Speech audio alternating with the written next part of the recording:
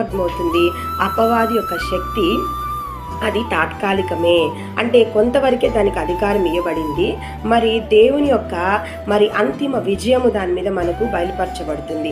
ఏ రోజు కన్నా దానికి ఒక వినాశనము, దాని కార్యకలాపాలకి ఒక అంతం ఉందనేది కూడా మనకి ఇక్కడ అర్థమవుతుంది. కనుక దాని ఒక అగాధంలో బంధించినట్టు మనం చూడగలము. ఆ తర్వాత అది విడిపింపబడిన తర్వాత దాన్ని ఫైనల్ డిస్ట్రక్షన్ ఆఫ్ ఈవిల్ అంటారు.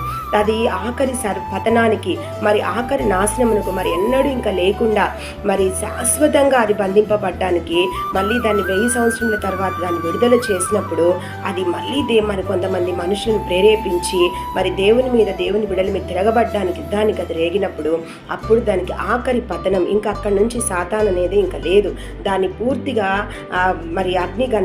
అగ్నిగుండంలో నిత్యము శాశ్వతంగా అక్కడ బాధింపబడే విధంగా దేవుడు దాన్ని పడివేసినట్టు మనం